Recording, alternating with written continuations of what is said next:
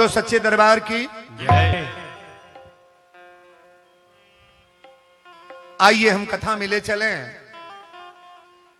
नारद जी भ्रमण करत चलल बानी। अब चलल बानी देखी कथा है आज हुआ और सुनला के बाद बताए कि वीरेंद्र बाबा आज के प्रवचन कैसन भइल।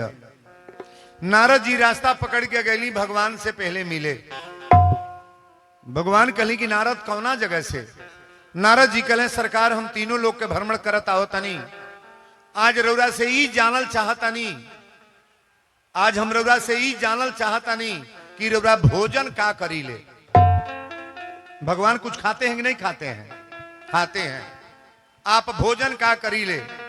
भगवान कहले नारद हमार भोजन काहे के पूछत तारा? नारद कहले रौरा काजू बादाम खाई ले? कहले ना। कहले सेव केरा खाई ले? कहले ना। कहले कौन सी खाई ले? दही दूध खाई ले? भगवान कहले ना। कहले चावल दाल खाई ले? कहले कि ना। कहले फूल माला खाई ले? लोग फूल भी चढ़ाते हैं। परमात्मा ने कहा नहीं। नारद जी कहले रौरा का खाई ले? तो भगवान एक बेर हंस के कहले कि नारद अगर हमसे पूछा तड़ा तो हम केवल अभिमान और घमंड खाते हैं। ताली बजाओ बरिया रे ना। भगवान का भोजन क्या है? अभिमान और घमंड।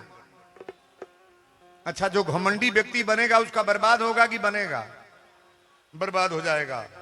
अभिमानी व्यक्ति का बर्बाद होता है कि बनता है? जहिया ले चानी बा तहिया ले काट लो, खतरा में पड़ जाओगे। कभी भी जीवन में अभिमान न करो। तो लिखे हैं बाबा, को ऐसा जन्मा जगमाही अब प्रभुता पाही काई मद नहीं। संसार में कोई ऐसा पैदा नहीं हुआ जिसके घर धन हो जाए, संपत्ति हो जाए, रुपया हो जाए, खजाना हो जाए और उसके जीवन में घमंड न आ जाए। घमंड बुरा चीज है कि अच्छा? नहीं बोलोगे? हेमे तो केहू घमंड करत नहीं होई। बुझे वाला भीतरे बुझाता। इसको छोड़ो पहले आप। आज कथा घमंड पर ही है। भगवान कहले कि एक चीज हम खाते हैं जिसका नाम अभिमान है, घमंड। कहले रौरा कैसे खाई ले? ई घमंड के देला? कहले भगवान हम ही दे ले। ई धन दौलत के देले बा? भगवान। बेटा नाती के देले बा? भगवान। कोठा हमारी के देले बा? भगवान। ई रुपया पैसा के देले बा? भगवान। आ लेला के? लेला के? अरे भगवान का नाम लो ना। परमात्मा ही लेते हैं। ये जितना संपत्ति दिए हैं ना, जब चाहेगा उनका मर्जी है ले लेंगे। आपका बेटा नौजवान है, आज चाहे तो ले लेंगे कि नहीं? नहीं लेंगे। पति नौजवान है, चाहेंगे तो लेंगे कि नहीं? ये उनकी खेती है। आप कभी ना सोचना कि मेरा है। आप कभी भी कहो तेरा तुझको अर्पण क्या लागे मेरा। ये जितना आइटम है, जितना संपत्ति है, जो भी आपके पास है, ये सब परमात्मा का है। आपके कुछ जितना है, आपका कुछ नहीं है। आप भी अपने को समर्पित करो, भगवान हम आपके हैं, हम राम जी के, राम जी हमारे हैं। आप भगवान के बन करके रहो ना, कभी आपके जीवन में कोई खतरा नहीं होगा। बोलो सच्चे दरबार की जय। एक बेर जीवन में अर्जुन के घमंड हो गई। अर्जुन के घमंड भइल। भगवान से प्रश्न कैले। कन्हैया जी के जन्म हो आ कन्हैया जी के कथा आज बा। कन्हैया जी से अर्जुन जी पूछले कि सरकार ये पृथ्वी पर सबसे बड़ा भक्त हमरा और बानी की ना? कहले बाड़। कहले कि बताई सबसे बड़ा गांडीधारी हम बानी की ना? महाभारत के लड़ाई में जीत गए ओकरा बात के बात बा। कहले सबसे बड़ा बाड़। कहले सबसे बड़ा धर्मात्मा हमार भाई बाड़ की ना? धर्मराज युधिष्ठिर। कहले बाड़। कहले सबसे बड़ा गदाधारी भीम बाड़ की ना? अब पांचों भाई अपने में बम का तालो। ये घमंड बोल रहा है कि नहीं? बोल रहा है कि नहीं बोल रहा है? ये अभिमान बोल रहा है। और अभिमान ही भगवान का भोजन है। अभिमान ही, घमंड ही भगवान का। आज की कथा केवल मेरी घमंड पर है और बड़ी बारीकी से समझने का प्रयास करना। अगर आप घमंड करते हो, नाराज होते हो, उसका भी दवाई मेरे पास है। कभी आपको क्रोध नहीं आएगा। अभी हम बताएंगे। बोलो सच्चे दरबार की जय। जब अर्जुन जी चाप के बतियावे लगले तो कन्हैया जी कहले अर्जुन एगो काम कर, अब तक महाभारत का लड़ाई हो गल, तू जीत गईल। सबसे बड़ा बलवान गदाधारी तार भीम बाड़े, सबसे बड़ा ज्ञानी तोहर धर्मराज युधिष्ठिर, सबसे बड़ा गांडीवधारी तू। एगो जग कर अपने यहाँ, आ ये जग में एगो घोड़ा मंगवाव, आ घोड़ा पर बोर्ड लिखवा द कि विश्व विजेता अर्जुन जी महाराज। जो घोड़ा को पकड़ेगा अर्जुन से युद्ध करेगा, जो घोड़ा को पकड़ेगा अर्जुन से युद्ध करेगा, और जो युद्ध में विजय प्राप्त करेगा पांचों भाइयों से बलवान कहलाएगा। अभी पांचों भाई बुझल तो लोग नहीं, लेकिन कन्हैया जी चढ़ा दिल। चढ़ावे ला ऊ है, गिरावे ला कहो न गिरावे ले। जहिया गिरावे ले तहिया रोले यार नहीं है भगवान, केकर बिगड़ली जवान बेटा मर गए, केकर बगड़ली हमार घर आग लाग गए, केकर बिगड़ली हमार नाती मर गई, केकर बिगड़ली हमार पूरा परिवार नहस तहस। जब बिगड़ जाता है तो व्यक्ति भगवान को बुलाता है। जमाना जब तैयार है ना तभी भगवान को आप बुलाओ। सुख में है दुख में सुमिरन सब करे, सुख में करे न कोई, और जो दुख में सुमिरन करे तो सुख दुख काहे को, कभी दुख नहीं होगा। ताली बजा बरिया रे। हम लोग सुखी हैं उसमें भजन करना जरूरी है कि दुखी में? दुखी में मत करो आप। अगर परमात्मा ने दिया है ना तो गदगद है तो उसी टाइम भजन करो आप। अब कथा रूरा ध्यान से सुनत जाए। कहले कि घोड़ा मंगवावा, घोड़ा पर बोर्ड लिखवावा कि विश्व विजेता अर्जुन जी महाराज। जो घोड़ा को पकड़ेगा अर्जुन से युद्ध करेगा, और जो युद्ध में विजय प्राप्त करेगा पांचों भाइयों से बलवान कहलाएगा। घोड़ा मंगवावल गई, घोड़ा पर बोर्ड लाग गई, और जब घोड़ा छोड़ल गई जग से तो कन्हैया जी कहले अर्जुन तो चला हम चले। आगे आगे भगवान है, आगे आगे घोड़ा जाता, और पीछे से भगवान कृष्ण अर्जुन दोनों जने चलल बालो। जब जंगल में घोड़ा गल तो कन्हैया जी लहकार देना, घोड़ा भाग गले ने। और वही जंगल में मोर ध्वज के बेटा ताम्रध्वज शिकार खेले आयल है। आप सभी लोग भक्त मोर ध्वज का नाम जानते हैं, जिस भक्त की कथा होने जा रही है। 12 वर्ष का लड़का आयल है शिकार खेले, और जब घोड़ा के बोर्ड पढ़लस कि विश्व विजेता अर्जुन जी महाराज, टप दे घोड़ा पकड़ लिया। अर्जुन जी कहे कि ए बालक घोड़ा छोड़ दे। ताम्रध्वज कहे तोहरा घोड़ा पर बोर्ड लिखल बा विश्व विजेता अर्जुन जी महाराज। जो घोड़ा को पकड़ेगा अर्जुन से युद्ध करेगा, और जो युद्ध में विजय प्राप्त करेगा पांचों भाइयों से बलवान कहलाएगा। अर्जुन जी कहले कि हमार नाम जानले बड़ा कि ना? बड़हन आदमी छोटहने के चाप के बतियाई कि ना? कबो डेराई अपने से बराबरी में पड़ जातो तो वो बती है चाप के। गांव में कोनो गरीबे के बर्बाद करे के तो बड़हन बर्बाद कर दी कि ना? आ कोनो उसे 20 भेंटा जातो तो फाटक बंद कर ली है। लुका जा सोना तो मुआइया दिसो कई गो बाड़े सो। अपने बराबरी में झुरा करके देखो आप। गरीबों पर कभी भी दया करो, गरीब व्यक्ति को सताने का प्रयास न करो, गरीब आदमी का जजात और संपत्ति हड़पने के चक्कर में न रहो, गरीब की बेटी बहन का निंदा मत करो, उसके पास भी इज्जत है भले मड़ई में रह रही है। ताली बजाओ मर यार। गरीबों के पास सम्मान है कि नहीं है? नहीं है, नहीं है। गरीबों के पास जो इज्जत है बहुत बड़े लोगों के पास नहीं है महाराज। दरवाजा पर कोनो साधु आ जाना तो कोनो बड़े आदमी के यहाँ लिट्टी चोखा ना लगाई, और जौन भीख मांग के खाता अपना मड़ई में लिट्टी चोखा लगवा के कही बाबा ए जुरा खा लिए जो सूत रही मड़ई में। गरीब सेवा दे देगा। बड़ा ध्यान से सुनना। ताम्रध्वज कहले कि घोड़ा पर बोर्ड लिखल बा विश्व विजेता अर्जुन जी महाराज, और जो घोड़ा को पकड़ेगा अर्जुन से लड़ाई करेगा।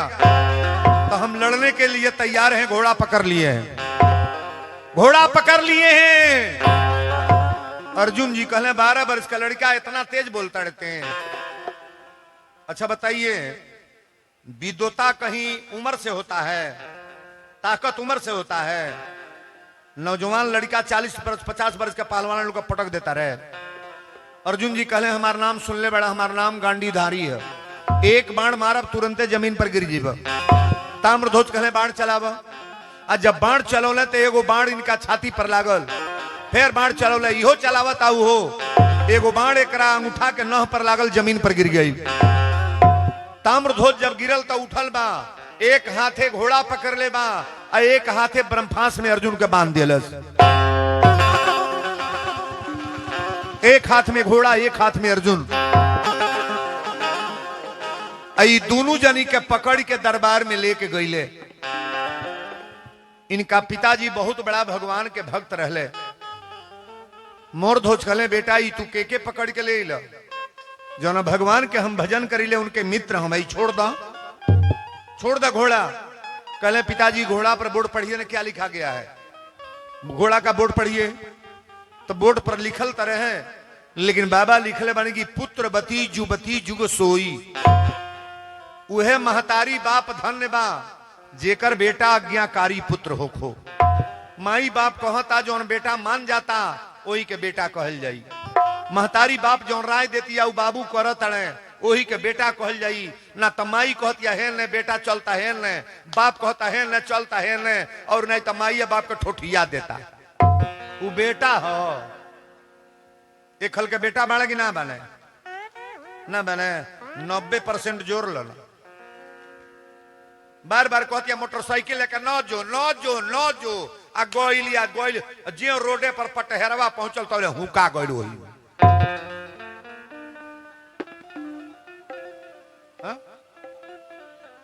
माता पिता का आज्ञा मानना चाहिए कि नहीं? एक बात और सुन लो, माता पिता का आज्ञा लेकर के जो बेटा बाइक लेकर जाएगा, अब पैर छू कर जाएगा, मैं बोल रहा हूं उस लड़के का कभी एक्सीडेंट नहीं होगा। ताली बजा बरिया रे। माता पिता का पैर छू करके जाएगा, माता पिता की इजाजत लेकर के, आज्ञा लेकर के, उस लड़के का कभी एक्सीडेंट नहीं होगा महाराज। ये मैं बोल रहा हूं। बोलो सच्चे दरबार की। माई का आशीर्वाद बेटा के ऊपर चढ़ जाला ना, बहुत लंबा चीज हो जाता है। मोरध्वज कहले बेटा घोड़ा छोड़ दो। घोड़ा तो छोड़ दे, लेकिन अर्जुन जब घोड़ा लेके अले तो कन्हैया जी पेड़े के आड़े सपटल रहले। कन्हैया जी पूछले अर्जुन घोड़ा कहाँ गए? कहले घोड़ा पूछतनी सजी लीला रौरे कराओ तनिया, आ घोड़ा पूछतनी। भगवान कहले हम कौन लीला कलिया, कहाँ गए? कहले बाप रे बाप, 12 वर्ष का लड़का बंदी बना के ले गए दरबार में। हमरी ऐसा बलवान के बांध के ले गए, हमरा घोड़ा के पकड़ के दोनों जानी के बंदी बना के ले गए। कन्हैया जी कहले अर्जुन ई कोनो बड़हन बात ना बा, तोहरा के बहल ही रहल, ले ही गई है, लेकिन भगवान को नचाने का क्षमता उसके पास है। परमात्मा को नचा सकता है। अच्छा भक्त ओरिजिनल है तो भगवान को नचा देगा कि नहीं? मीरा भगवान के नचौली कि ना? ना बोले। प्रहलाद भगवान के नचौले कि ना? सेवरी नचा दिहलस कि ना? अजामिल नचौले कि ना? विभीषण पूरा लंका दौड़ा दे लगी ना। अगर ओरिजिनल भक्त हो तो परमात्मा को नचाने में थोड़ा सा भी हिचकना नहीं है, भगवान नाच देंगे। कन्हैया जी कहले अर्जुन तोहके तब बंदी बनोले रहल, हमहू के नचावे के क्षमता बा। वो भक्त के ऊपर मैं जान रहा हूं उसके भक्ति में कितना शक्ति है। अच्छा बताइए जो भजन करने वाले हैं भगवान उनको जान रहे हैं कि नहीं? नहीं जान रहे हैं, परमात्मा जान रहे हैं।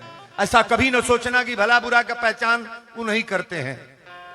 आप जितना गलत कर रहे हो कहीं करो आप, लेकिन परमात्मा देख रहे हैं। कहीं अच्छा करोगे भगवान देख रहे हैं। कथा में बैठ करके कथा सुन रहे हो नहीं सुन रहे हो, ये भगवान समझ रहे हैं कि आप क्या कर रहे हो। बोलो सच्चे दरबार की जय। कथा ये जगह पर आइल बा। अर्जुन जी कहले अगर ई बात बा तो कर परीक्षा लेब हम। भगवान कहले तोहरो आज सारा साथी घेरिए ले लेबा। विनाश काले विपरीत बुद्धि। अगर व्यक्ति को बर्बाद होना होता है ना तो वो देवी देवता के गरियावे लगी, कथवे के गाड़ी देवे लगी। एक कथा में कोई महिला आयल बना तो जाई तम वही के 100 गाड़ी दी। कथोसल बड़े कथा में का बा, कथा का हो का हो का हो, तू का हो वो तू अपना के बतावन। कथा सब कुछ है, कथा सब कुछ है, आप कुछ नहीं हो, जीरो हो। यहां जितने लोग आए हैं आपके सामने मैं दावा से कह सकता हूं कि भगवान के सामने हम लोग क्या है महाराज, एक कण मानो ना।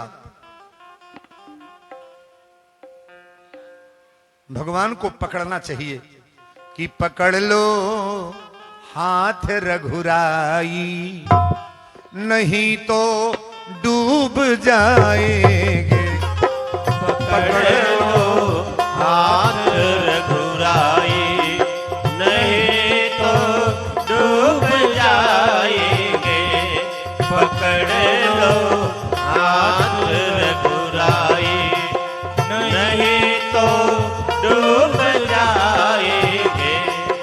हमारा कुछ न बिगड़ेगा, हमारा कुछ न बिगड़ेगा, तुम्हारी लाज जाएगी।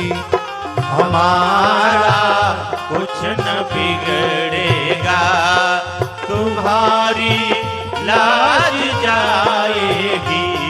हमारा कुछ न बिगड़ेगा, तुम्हारी लाज जाएगी।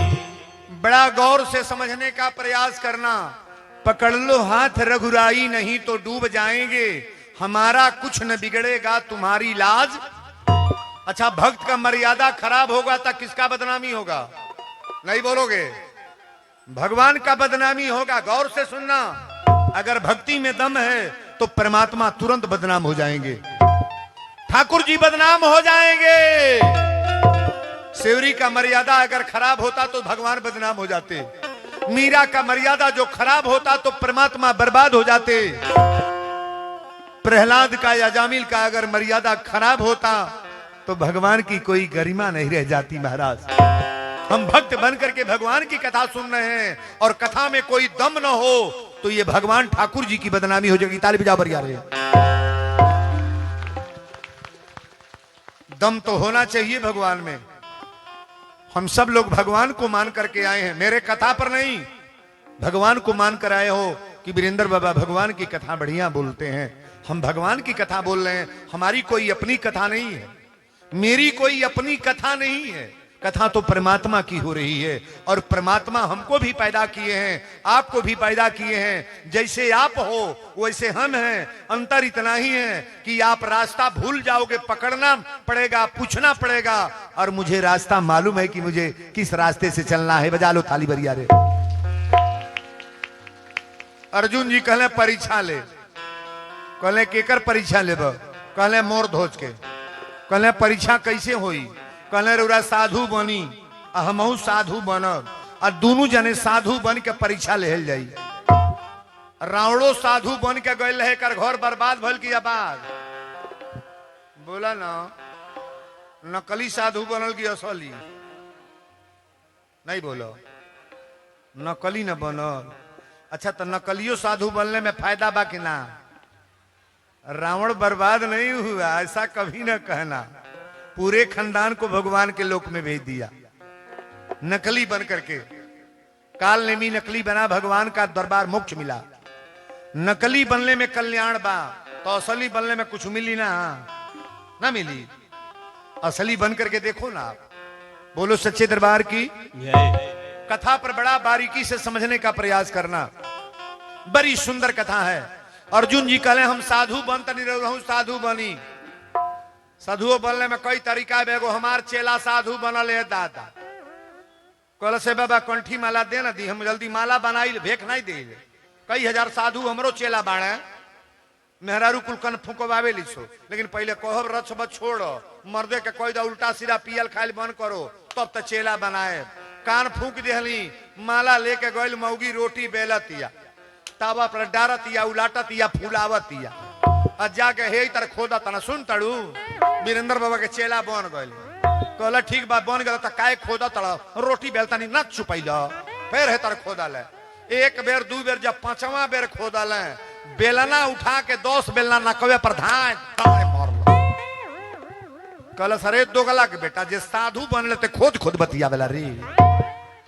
हाँ, साधु खोद खोद बतियाई, साधु बनल बड़ा। हाँ तो दिन माला तूर दिहलस, फेंक दिहलस। आयल तो कहल बाबा हम नहीं साधु बनब। कहनी का भइल? तो 10 बेलना नाके पर मल सारा नाक फूट गल। हमने का कहले है? तो गली 4 बेर खोद खोद कहनी साधु बन गली। हमने ये मले छौ जे साधु बनते खोद खोद बतियाई। हाँ? साधु ऐसा चाहिए जैसा सूप स्वभाव, और सार सार को गही रहे थोता दे। साधु का विचार निर्मल होना चाहिए। टीका चंदन का नाम साधु नहीं है। वीरेंद्र बाबा लाल पीला कितना हूं पहन ले साधु नहीं। 100 गो माला पहन करके घूमे साधु नहीं। जब तक मेरा विचार नहीं बदला, आचरण नहीं बदला, स्वभाव नहीं बदला। बाहर से मैं बोल रहा हूं लेकिन अंदर मेरे ग्राउंड में वही है जो मैं बोल रहा हूं। आज भी वर्तमान में मेरी औरत पैर छूती है, बिना पैर छुए कभी चाय नहीं पिएगी। मैं बोल रहा हूं, मेरे घर में एक कमरा जा रहा है सब लाइव। मेरी बहू पैर छूती है, परिवार के लोग पैर छूते हैं। अब बिना पैर छुए कोई ऐसा नहीं करेगा। हम डायरेक्ट बोल रहे हैं तो ऐसा थोड़ा ना कि मैं मजाक कर रहा हूं। जेकरे घर में गोड़ लगौल शुरू हो तो कब झगड़ा होई। 1 लाख पियक्कड़ मर्द होख है और सुबेरे अचरा पकड़ के बिछौना पर से उठता नहीं तर गोड़ लाग, रोज लाग, 1 दिन 2 दिन 1 महीना लाग। अगर गरियावल मारल छोड़ न दे तो हमारे नाम पर जानवर पोस दिया। बजाओ ताली गरिया रे। नहीं छोड़ दी है, गाड़ी दी है। अरे लजा जी हम लछऊ रोज गोड़वा लागत या कैसे गरिया दे गाड़ी जी है। दवाई निक बाकी ना तो हम लोग पथले के पूजा या मर्दे के भूजा। हाँ, पति का पैर छुओ। दुनिया का पैर अलग है और अपने स्वामी का पैर अलग है। बड़ा कथा प्रेम से सुनना। अर्जुन जी कहले रोगा साधु बनी, हम साधु बनब। ई दोनों जने साधु बन के तैयार भइलो तो ले जमराजो आ गइले। जमराज आ गइले। हमनी का प्राण लेवे के आवेला जमराज। जमराज के कर बेटा हम चटके उगल बड़ा ये दादा। अर्घा रुआ पच के दे ले छठिया में के चंदा मामा के दिया ला, इनके न दिया ला। अब चंदा मामा सूरज के बेटा जमराज हम। हमारी बहनें गौर करेंगी आप कि जो ने अर्घा हमनी के दिहल जला। छठी के विषय के थोड़ा बात हम बीच में बोल दी। छठ जे भूखेला बड़ा प्रेम से सुनब। अर्घा काहे दियाला? जमराज हमनी के पति के प्राण चाहे बेटा के प्राण लेवे आवेले। सूर्य भगवान से निवेदन कर जला, भगवान तो के दूध के अर्घा दिया था हमारी बेटा के ऊपर, हमारा पति के ऊपर कबो आँच ना आवे। यह कि ना अर्घा दियाला। आ छठी जे भूखत है इतनी पर तो बाप हो बाप सबसे बिरहद त्योहार कौन बा? छठ। हमारा बहन लोग आवेली। अरे छठी माई के घाटा आवा पर जन बाजन आ बाजा बाजावा ई भी हो। अरे गोदिया में होई है ललना माता अर्घ देवे आई भी हो। गोदिया में हुई है ललना माता अर्घ देवे आई भी हो। एक ही ललना बीना छछने मनावा कहिया पुरैबू छठी माई हमारा दीनावा। हुई है जहिया गोदी में ललनावाता बजना बजाई भी हो। अरे बाबा वीरेंद्र के बोलाई भी कोसिया भरा ई भी हो। बजाओ ताली बरिया रे।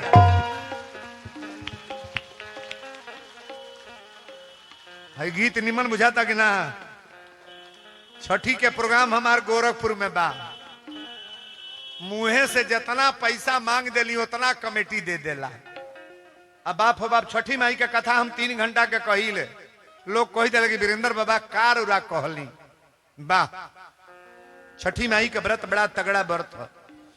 जेकरा शरीर से एगो बेटा आज लेने बाना, मान लो कि तहरा दुआरी पर अपना घरे कोसी भरवाए, अर्घा चढ़ाए, माई तोहर कृपा हो जाए, एगो बेटा हो जा। अब बिना भैले व्रत भूखल शुरू कर दो, बिना बेटा भैले व्रत भूख भैले पर ना। अब तो लोग ही माने लगी बेटा के नौकरी लग जाए तो लड्डू चढ़ाए, ये तरीका हो। पहले वो चढ़ाव, बेटी के बियाह हो जाए तो कराही चढ़ाए, पहले चढ़ाव। ए लड़का के नौकरी लागी तो कीर्तन करवाए, पहले में करवाव, बिना भैले तब तो जाके बजना बाज जाए। ताली बजा बढ़ जाए। बतिया समझ में आओ तक ना। साधु बन गए लोग दोनों जनी। जमराज कहले कि सरकार हम चलो, भगवान कहले तू का करे चलबा। जमराज कहले आज हम परीक्षा ले। कहले के कर, कहले मोर ध्वज के। कहना तोहरा में कमी का आ गल बा।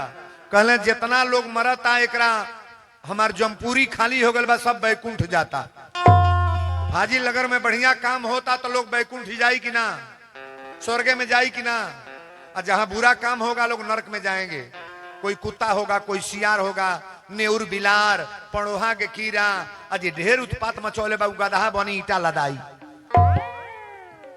लील गईयो कुछ कैल ही बा, सर हम दौड़तिया वो कुछ कैल ही बड़ा। माई के पेटे में से बियल आ जबले दूध लागल थे तनी तनी पियावत सो बाछे न हो, बाछा के ढेर पियावल लाई जाए। आ जहिया दूध बिस्कल तैया आंखी पर पट्टी बांध के लेके पटहेरवा छोड़ जाए लो। तरीका अगर सीखना है तो वीरेंद्र का बुलाकर कभी भी सीखो आप। बाबा तो एक दिन के लिए भी कथा करते हैं। एक दिन कोनो गरीबे के मन कैले बाबूजी जाके कथा कह दे। लड़का के मुड़न बा, जनेऊ बा, संस्कार बा, बरसडे मनाओ तो में बोलावता लोग। हम तो के कवा कटाता तहिया जितना पुरनिया है बिहार में मुँह लोग पहले हमारे लोग नंबर आवेला। आज कथा हमारे बाटे हुआ कौन जगह है, गोपालगंज जिला में सोहनरिया के आगे है। ये जरा बड़ी एक जगह है। अभी हमारी कथा यहां से जाएंगे वहां, तो प्रवचन की कमी नहीं है, लेकिन आप समझने का प्रयास करो कि बाबा क्या बोल गए। दोनों जने साधु बन गए लोग। भगवान कृष्ण अर्जुन साधु बन गए। आज जमराज के कहले कि जमराज तू बाघ बनो, अगर तोहरो परीक्षा लेगो बा तू बाघ बन के चल। जमराज कहले हम बाघ बन जाई, भगवान कहले बाघ बनो। जमराज बाघ बन गए आ कन्हैया जी अर्जुन जी साधु बन गए। सब आई तीनों जनी चलल बलो केकर परीक्षा लेवे, मोर ध्वज के परीक्षा लेवे जाता लो। अच्छा एक बात बताइएगा, परीक्षा भक्त का होता है आगे अभिमानी का? परीक्षा हरिश्चंद्र का हुआ कि नहीं? कल इतनी ही भीड़ कल भी थी, सारी जनता रो रही थी। बहुत अच्छी कथा थी कल की। हरिश्चंद्र का परीक्षा नहीं हुआ, बेटा मर गल, मेहरारू बिका गल, मर लड़का बिका गई, कल के कथा में मिलल ना। आज परीक्षा मोर ध्वज का होने जा रहा है। आई साधु बन के चलल बलो। कथा सुनम ध्यान से। साधु बनले कृष्ण जी, अरे उतारी दिहले ताज के, शेरवा के रूपवा बनवल जमराज के, शेरवा के रूपवा बनवल जमराज के, शेरवा के रूपवा बनवल जमराज के, शेरवा के रूपवा।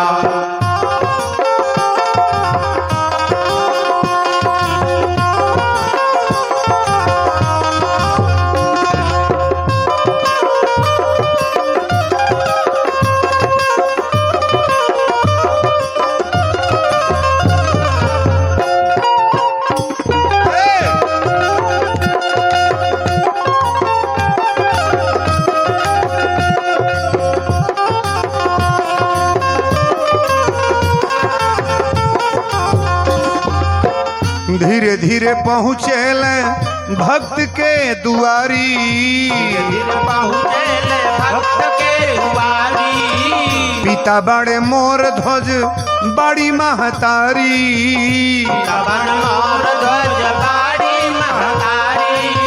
कहले वीरेंद्र बाबा, कहले तिवारी बाबा प्रभु सरकार के। आज दुआरे पर पहुंच गए लोग मोर ध्वज के बाबू। साधु के दुआरे पर पहुंचल बेलो। अच्छा साधु कोनो दुआरे पर जाई तो पहले कौन भाषा बोली? सीताराम कही। कस के बोलो लो सीताराम। मोरधो जी घंटी बजा के पूजा करते रहले। और जब साधु के आवाज पवले तो दौड़ के चलल है। आप अयोध्या चले जाओ, अयोध्या चले जाओ, अयोध्या कहीं जाएंगे तो कोई संत मिलेगा, सीताराम को बैली हो, सीताराम का हाल चाल बा, सीताराम बाल बच्चे अच्छा बाड़े, सीताराम बाल भोग भोइल, सीताराम धान कैसन बा, सीताराम खेती के हाल चाल। पहले सीताराम कही कि ना। आप वृंदावन मथुरा चले जाओ, राधे राधे क्या समाचार है, राधे राधे बच्चे कैसे हैं, राधे राधे परिवार कैसा होगा कि नहीं। हमने की यहाँ बिछौना पर से उठो तब गुडुआ पढ़े गए, बबिया उठल बा, मुनिया जगल बे रे, अरे तोर भौजी जगल बेगनाई रे, 10 बजे सुती का रे, अरे सोगी है कुल सिखल बेकार रे, अरे मंगलेसी है सिखल बेकार रे, अरे 10 बजे सुते, अरे सुतबे रे, सुता, अरे सुतबे रे। कहो घर घर के लेखा ही है बा, सुबेरे के सीताराम सीताराम करता। एक बात गौर करना, सुबेरे बिस्तर पर से जब उठो, हमारे और देखो, पहले दोनों हाथ आंखी पर लगा के मुंह धरो। रेखा कहां होता है, रेखा हाथ में, आंख पर लगा करके मुंह को पहले धरो। अपनी आंख के सामने हाथ को ऐसे 5 बार करो, 5 बार, ध्यान से सुनना। 5 बार हाथ की रेखा को अपने आंख पर नजर पर लगाओ। उसके बाद सीताराम सीताराम करना है तो सीताराम। शंकर जी के भक्त हैं तो ओम नमो शिवाय, ओम नमो शिवाय। माता जी के भक्त हैं तो जय माता जी, जय माता जी। 5 बार करने के बाद धरती पर पैर रखो। धरती पर जब गोड़ रखल जा तो जो कल जा धरती माता आज निम्ने भी तो। अरे घर में फोटो कैलेंडर बागना, जब घर में से निकली ना तब पहले फोटो ला प्रणाम करनी, भगवान हमारा परिवार के बरकत हो, सब लोग निम्न रहे, कबो निमन होई। ई कार होता क्यों घर है, कहो। आधा लोग तो बिछौने पर चाह मांगता, तरीका गलत नहीं भाई। कथा में आए हो तो कथा वाली बात समझो कि वीरेंद्र क्या बोल गए। यहां से मरने के बाद जाओगे तो चाय नहीं दिखाई देगा, बिस्कुट नहीं लौकेगा, पनीर या मशरूम नहीं लौकी, पापड़ छनाइल बगना। एक जने साधु बाबा गईले एगो चेला की, तो चेलवा में चेली रहे, मेहरारू औरत रहे, भक्तिनिया कहले से बाबा सबके घरे खाई ले, हमारा घर ना खाए। साधु बाबा कहले चेताऊ आज तोरिए घरे खाए। तो भक्तिनिया आप जोड़ लगौल, नदिया के दही ले आई, सब मांग चढ़ के ले आके भक्तिनिया सब चेतौल। आ साधु बाबा बैठल पावे, तब पावे बैठल तो थरिया में पूरी बा, सब्जी बा, खीर धोइल बा, दही अलगे धोइल बा, लेकिन सब कुछ परोसल बा। भक्तिनिया जहां रहल तार पापड़ छान के 4 गो धोइल।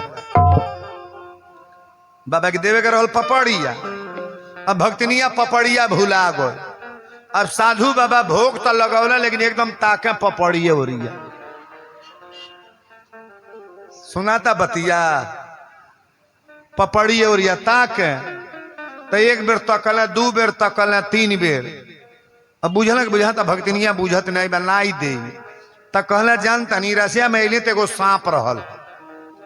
भक्तिनिया कलश कहाँ बाबा, कौने जगह? अतरहिए में एगो सांप रहल, कहलिए केतत रहल सांपा, आ त यहाँ से जहां ले पापड़ धोइल बा।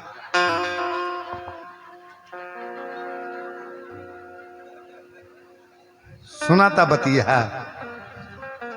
भक्तिनिया भुला गल है, साधु बाबा बुद्धि लगल है, खाए के जकर मन करी कैसो खाना ली।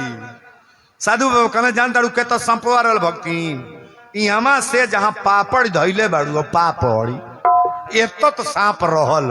भक्तिनिया कहते आई दादा पपड़िया तो भुला गल बानी, ताली बजावन पर जा रहे थे, पपड़िया तो भुला गल है बाबा। उ पपड़ी खातिर कितना बुद्धि लगावल नहीं बुझाता, पापड़ खातिर बुद्धि लगा दे। साधु लोग बड़ा दिमाग लगाते हैं महाराज, और साधु लोगों से निवेदन करेंगे केवल खाने के चक्कर में दिमाग मत लगाओ। अगर भगवान का भक्त बन गए हो तो भगवान के तरफ दिमाग लगाओ, कम से कम यहां भी बन जाए, वहां भी बन जाए, यहां भी बन जाए, वहां भी बन जाए। दरवाजा पर गए लोग तो एक बेर बोलो लो सीताराम। मोरधोजी घड़ी घंटे छोड़ के दौड़ के आके पहले मूड़ी पटकल है। पहले गोड़ लागल जाता तो मूड़ी पटक के हाथ जोड़ के पैर छू के अब के गोड़ लगाता। अब तो हम गाड़ी में बैठम ना तो कहीं सो बाबा पा लागी, हम कोई नहीं हम लागी कि तू लागत ई तरीका हो। बाबा पा लागी हम मत लागा रहे दो, हम लगी कि तू लगब। पैर छू के गोड़ नहीं लाग रहे हैं लोग। अरे कम से कम पैर छूने पर तो आशीर्वाद दूसरे तरह से मिलता है। पैर छू करके किसी को प्रणाम करो आप। मूड़ी पटक के जब प्रणाम कैले तब मोर ध्वज कले सरकार आप लोग आसन लें, जलपान के व्यवस्था करी। कन्हैया जी कहे अर्जुन ही बतावा पहले परीक्षा तू ले बगी। हम अर्जुन कहे रउरा एक बात बोलम मत, परीक्षा मुझे लेना है। कहले कि तारा द्वार पर हम पानी पिए ना आइल बनी, प्रसाद पावे ना। कहले तब काहे? कहले हमार बाघ भूखाइल बा, अगर व्यवस्था बन जाते के मांस खिया सकेला। कहले मांस खिया दे। कहले 3 बचन ला मांस खिया दे बगिना। कहले खिया दे। जब 3 बेर 3 बचन लिहले तो अर्जुन जी कहले कि देखा बाजारू मांस हमार बाघ ना खाई, बाजार के मांस ना खाई राजा। अगर मांस खिलाना है कि तुम्हारे पास एक ही बेटा है। को लड़का बा एगो, लड़का के नाम ताम्रध्वज। अर्जुन के बांध के कौन लड़का ले गल? ताम्रध्वज। कहले कि अगर खियावे के बा तो अपनी बेटा के आरा लगा के चीर दो, आई है मान सजा हमारा बाघे के खिया दो। अच्छा कोनो महतारी बाप ही बात सुने तो रोई की हंसी, बहुत बड़ी बात हो गई ना। 5 गो बेटा बड़े, एगो आन्हर बान्हरा के क्यों मांगत क्यों दी, लंगड़ बा लंगड़ा मंगात क्यों दे, बकलोले बेटा बा क्यों दे, विकलांग जे पैदा कैले बा बेटा दे। मोर ध्वज कहले सरकार एक बेर औरी दोहराई का कहली हम। कहले कि अपनी बेटा के यारा लगा के चीर दो, आ बेटा के मांस हमरा बाघे के खिया दा। बोला मंजूर बा। मोर ध्वज की आंख में आंसू आ गए। कहले सरकार मांगत मांगत रुबाई कैसन चीज मांग लेली। बड़ी तपस्या कैला के बाद हमरा एगो बेटा पैदा भइल बा, कितना दोकुर लिपला के बाद हमरा एगो औलाद। अब बेटा के चीर के मांस रुरा बाघे के खियावे के बा। हम तो सुन के मान ली खड़ा बानी, अगर ये लड़का के माई सुने तो ओकरा आत्मा में का हुई। आ दोनों जने के माई बाप के मिल के चीरे के बा। मोर ध्वज कहले सरकार पर विचार करतनी, औरत के बुलावतनी। लेकिन जब ये कहले बेटा चीरे के बाद तो भगवान की आंख में आंसू आ गए। किसी भक्त के ऊपर लोड पड़ता है तो पहले कौन रोते हैं? भगवान। बोलो सच्चे दरबार की जय। कहले कि यारा लगा के अपनी बेटा के चीर दो। कहले सरकार बाबा तुलसी रामायण में लिखल बनी कि अब मोहे बा भरोस हनुमंता,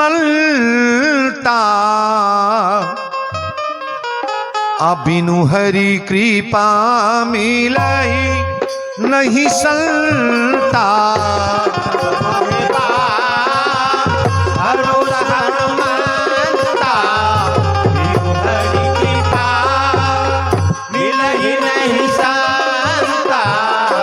अब मोहे बा भरोस हनुमंता,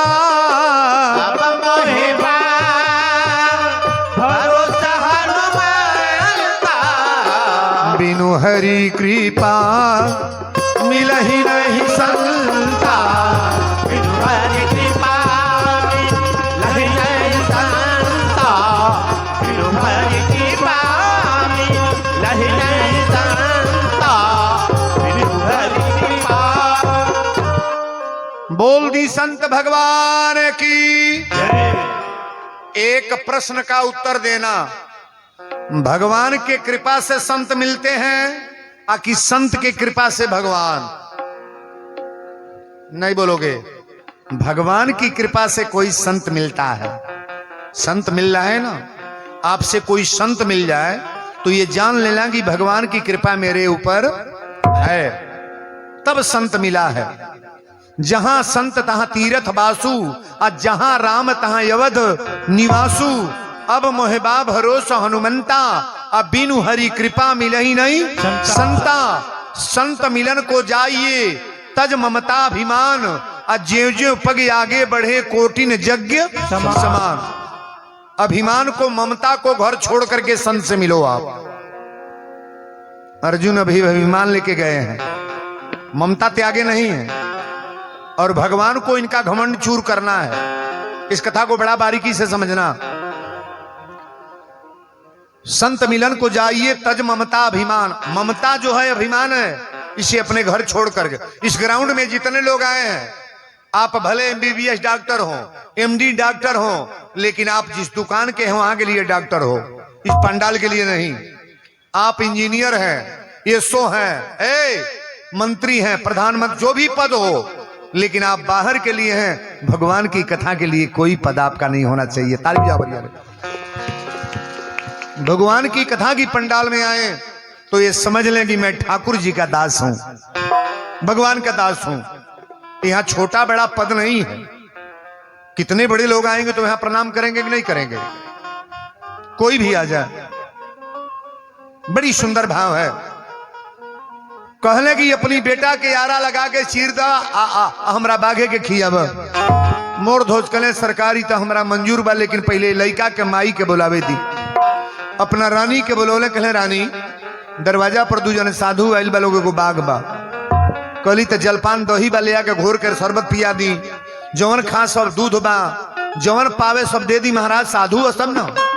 कहले रानी जवन ना पाई लो, एके गो बेटा पैदा कैले बड़ू, और तोहरी बेटा के नाम ताम्रध्वज हो। कहली तब अत साथ में बाघ लेके आइल बलो।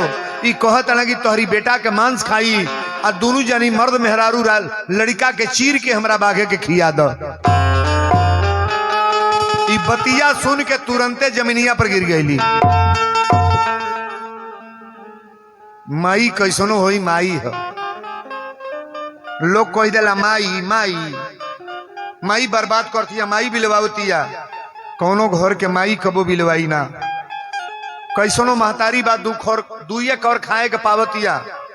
बेटा एको खाए के न दे, एको चाह न पूछे। सुबेरवा इतने कह दे कि माई रे चाह पिए ले, खाना खैले ह। माई उतने पर गदगद बा कि बाबू हमके रोज सुबेरे पूछे ले। एक हो बेटा बड़े 5 वर्ष हो गल, माई से कबो कहबे ना कैले। माई ते खैले कि सुतल बड़े कि का करतड़े। माई के आत्मा में कष्ट बा कि ना बा? आज माई अपने बेटा के चिरे जाती है। गौर से सुनिएगा। वीरेंद्र बाबा कहले बड़े, आरी माई के ममता, माई के ममता न कीनले कीनाई। 100 करोड़ रुपया ले ला, माई के ममता कोई खरीद पाएगा? खरीदेगा? 3 गो चीज अपनी जीवन में एक बार मिलेला। अपनी माई के लेखा कबो माई ना मिली। अपनी माई के लेखा कहीं माई बा, अपना भाई के लेखा कोनो भाई बा, अपना पिता के लेखा कोनो पिता बा, अपना बापे के लेखा कतनो बुर्बक बा खोजा मिलता। माई जेकर नाई बा उसे पूछो माई कबो लौ की। जेकर बा कम से कम ते तो तैयारी बनाओ कि माई के हमरा बेइज्जत और सम्मान न हो। ऐसा सम्मान में कटौती मत हो को कि माई हमके जीवन भर दाग लगा दे। माता का दिल दुखाना नहीं चाहिए। वीरेंद्र बाबा एक लाइन, माई के ममता न कीनले कीनाई। सब कुछ मिली है बाकिर मिली नाही माई। सब कुछ मिली है बाकी मिली नाही माई। सब कुछ मिली है बाकी मिली नाही माई। माई के ममता, माई के ममता न कीनले कीनाई। सब कुछ मिली है बाकिर मिली नाही माई हो। सब कुछ मिली है बाकी मिली नाही माई। सब कुछ मिली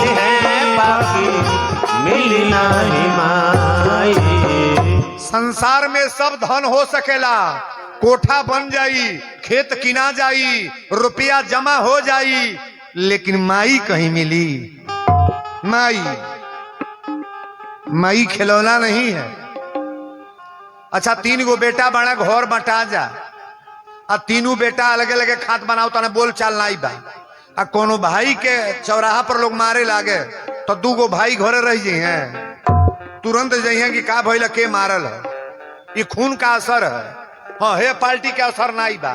3 गो पतो 3 घर के आयल बड़ी, जब पिटा ता ना भाई जाए लगे तो कह जाए हूँ का दो तोहरा का करे बाद जैसा कैले बा भोगे दो।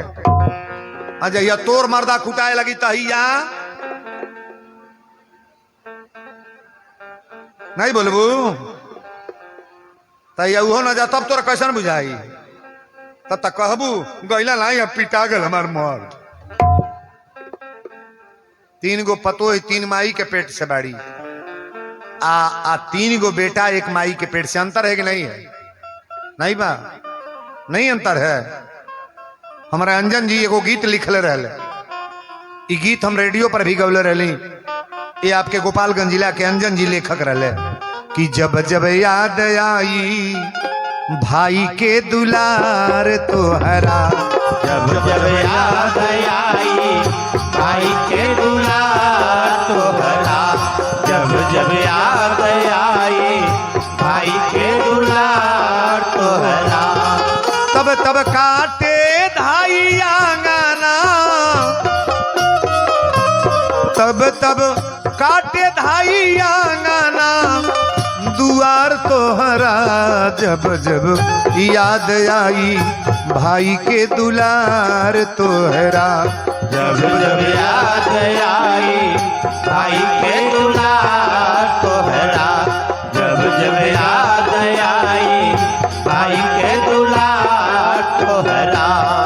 मैया कोरा में खेलवली, एक दिन बोरा में झूलवली, मैया कोरा में खेलवली, एक दिन बोरा में झूलवली, सपना बाबूजी के एक हमरा बबुआ होई है नेक, सपना बाबूजी के एक हमारा बबुआ हुई है नेक। मैया बाबूजी के सेवल नैया एक साथी के खेवल, मैया बाबूजी के सेवल नैया एक साथ के खेवल, रही के अंगना 2 गो दुआर तोहरा, जब जब याद आई भाई के दुलार तोहरा, जब जब याद आई भाई के दुलार तोहरा, जब जब याद आई भाई के दुलार तोहरा।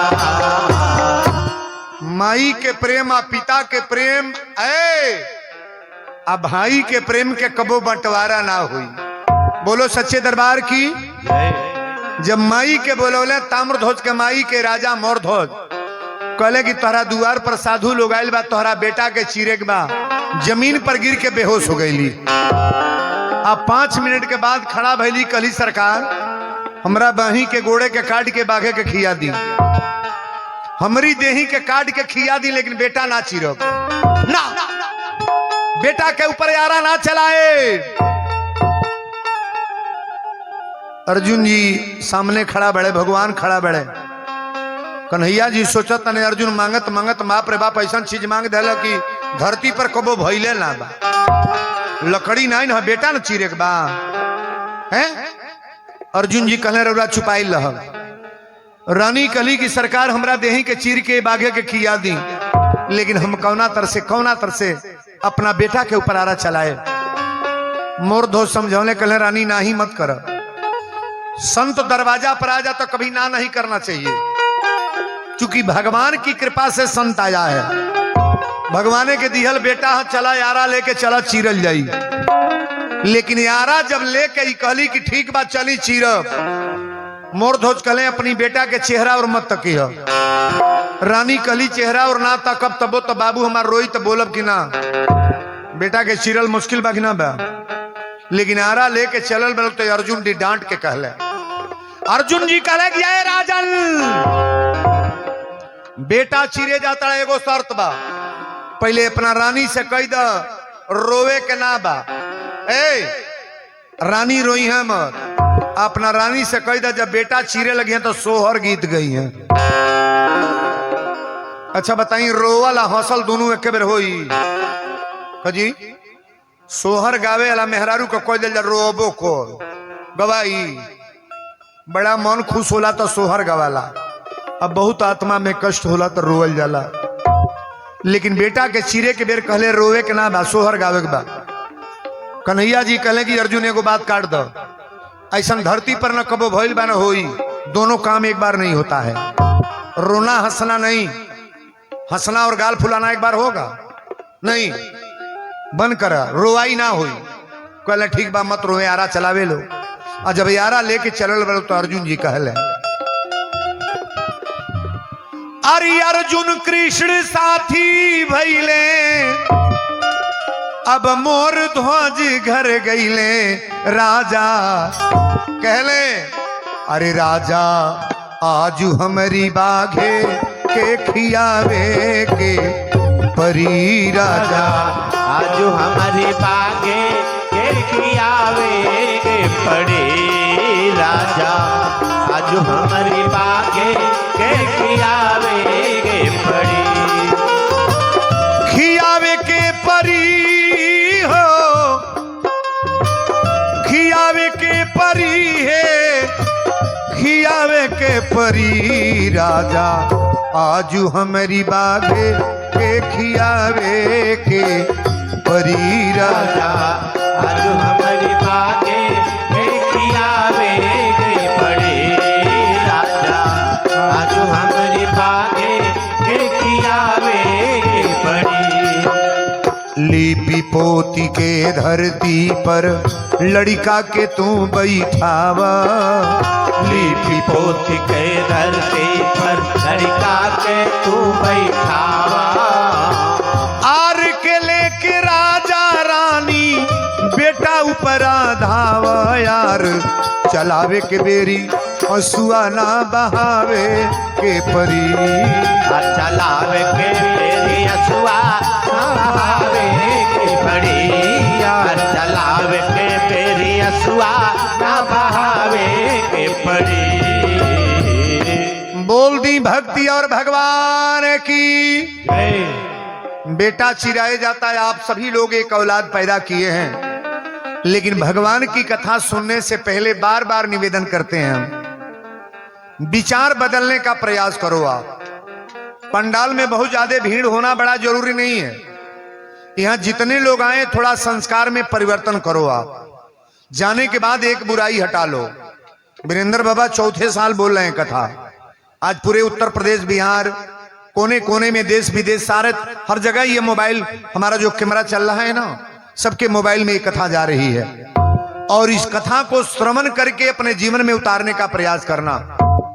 आरा लेके जब चलन लो तक कपारे पर धराई, मोर धोच कहले रानी अपनी बेटा और तकिया मां, लेकिन माई माई होले बाबू, माई के बेटा के अंगूरी कटा जा तो रोई कि ना रोई।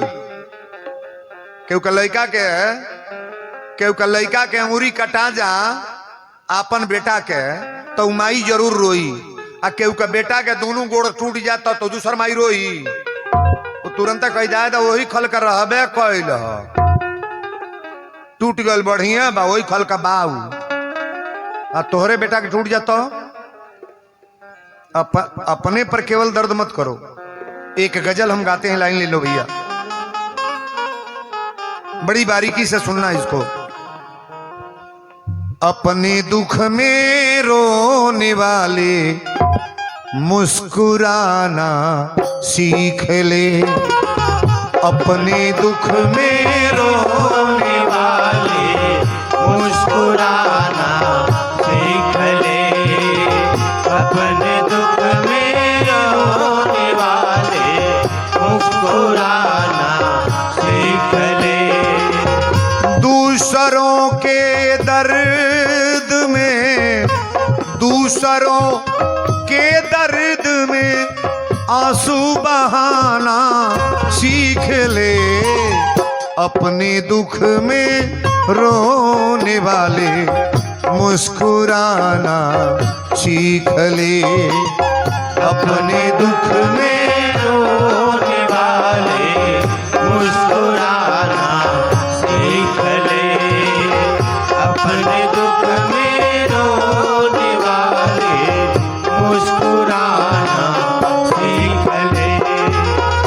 जो खिलाने में मजा है आप खाने में नहीं। जो खिलाने में मजा है आप खाने में नहीं। इस शब्द को गौर करना, मैं क्या बोल रहा हूं।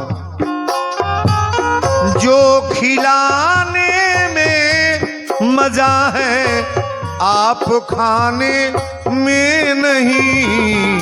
प्रेम में भगवान है तू, प्रेम में भगवान है तू, दिल लगाना सीख ले। प्रेम में भगवान है तो दिल लगाना सीख ले। प्रेम में भगवान है तो दिल लगाना सीख ले। कर गरीबों की भलाई बदनसीबों पे रहम। कर गरीबों की भलाई बदनसीबों पे रहम। कर गरीबों की भलाई बदनसीबों पे रहम। आदमी हर रूप में तू, आदमी हर रूप में तू काम आना सीख ले। आदमी हर रूप में तू काम आना सीख ले।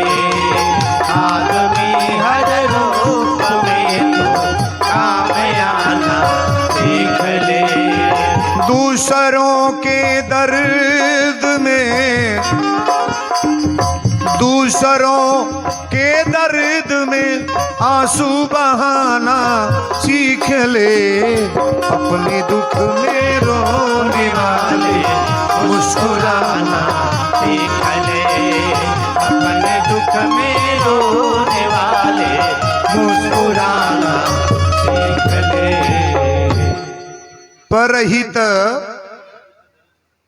परहित धर्म सरिस नहीं भाई।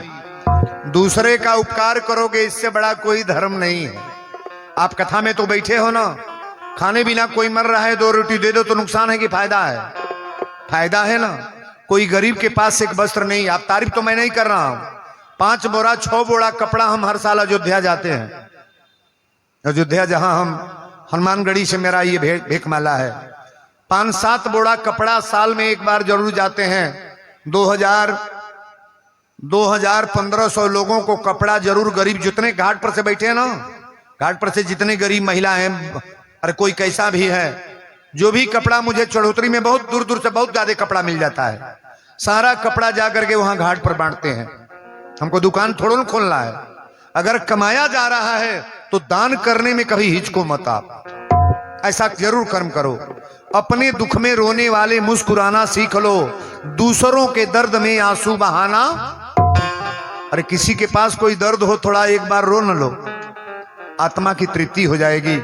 और देख करके मजाक कर रहे हो कि गरीब आदमी है तो, अरे महाराज वहां तो ऐसे ऐसे लोग हैं, रोड पर एक्सीडेंट हुआ है और 2 लोग देख करके बाइक लेकर भाग रहे हैं। ये तरीका नहीं है।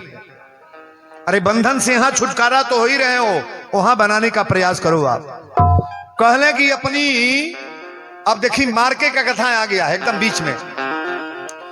रानी या राजा लेके गए लोग, जब बेटा के कपारे पर आरा धराई, एक बार मोर ध्वज खिंचले। तो रानी कहली स्वामी हम चेहरा और ताकेंगे ना। कहले कि चेहरा और मत तक, तू आरा चलावे लगी है बगल में मुड़ी करके। अरे बेटा के रोवाई की आवाज सुना जा तो माई रोवे लगी। लेकिन जब यारा चले लागल, एगो गीत है, कोई पिक्चर का गाना है, भोजपुरी में गाए हैं, दूधवा पिया के पोसली, दूधवा पिया के पोसली, देखा सुकुमार माई जैसन हो, माई जैसन हो,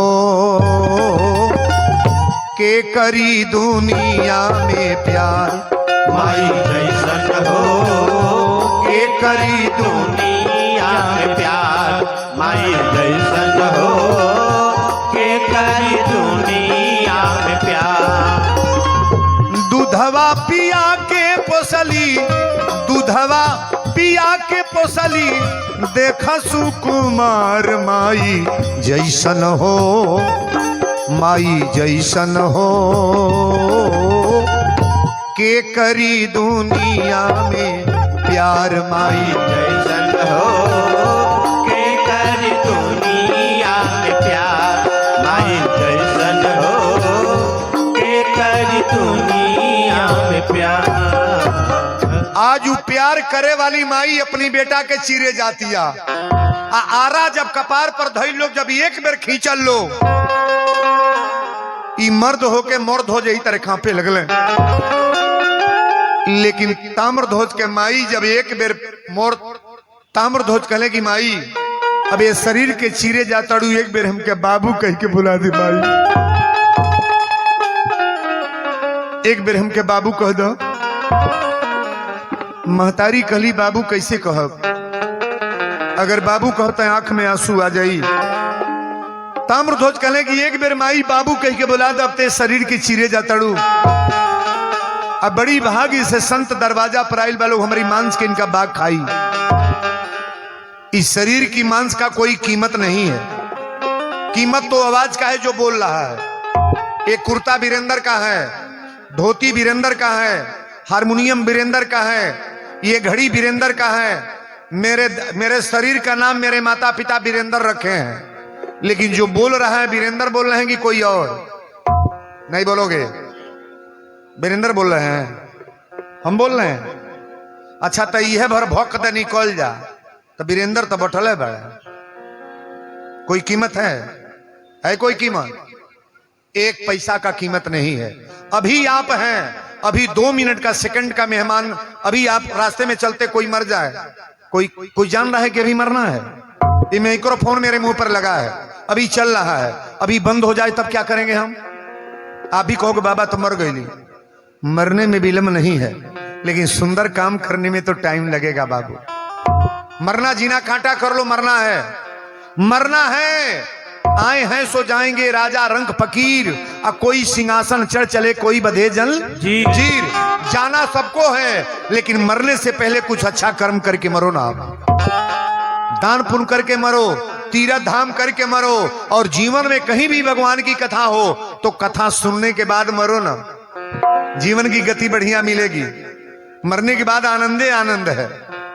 हम बार बार रोज ही कहते हैं, जिनकी लागी रे लगन भगवान में, उनका दिया भी जलेगा तूफान में। जिनकी लागी रे लगन भगवान में, उनका दिया भी जलेगा तूफान में। जिनकी लागी रे लगन भगवान में, उनका दिया भी जलेगा तूफान में।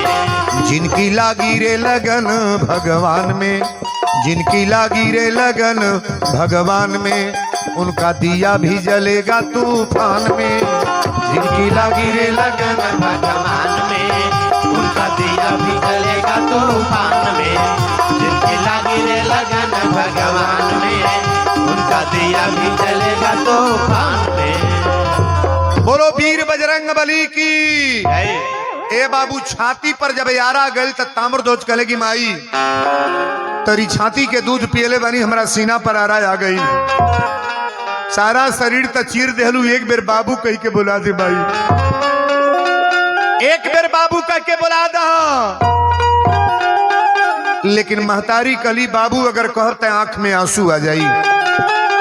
लड़का के खड़े शरीर चीर दी हल्लो, बेटा चीरा गई। चीर के जब बाघे के सामने डारल गई तो बाघ एक टुकड़ा मांस खैलस।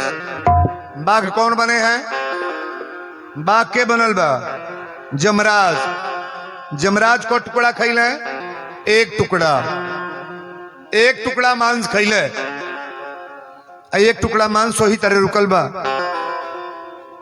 मोर धोज कले सरकार ई मांस खात का है ना बाबा। अर्जुन जी कले रोवला हा का? कले सरकार रोवल ना बनी। रानी से पूछला तू रोवलू हा? कली हमहू नहीं रोवल बनी।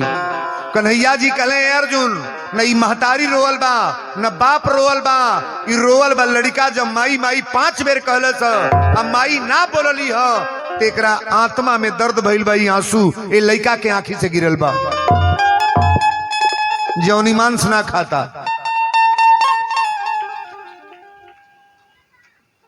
कन्हैया जी कहले ई मांस ना खाई। कहले कि ना, लेकिन यहां आने के बाद कोई मंत्री बनता है, कोई विधायक बनता है, कोई संसद बनता है, कोई ब्लॉक प्रमुख बनता है, कोई चेयरमैन बनता है, लेकिन यहां जाने के बाद सेवा सारा समाप्त। जिंदगी में हजारों का मेला जुड़ा, बड़ी ध्यान से कथा को श्रवण करेंगे। जिंदगी में हजारों का मेला जुड़ा, हंस जब जब उड़ा तो अकेला उड़ा। बोलो राम राम राम, बोलो श्याम श्याम श्याम, बोलो राम राम राम, बोलो श्याम श्याम श्याम।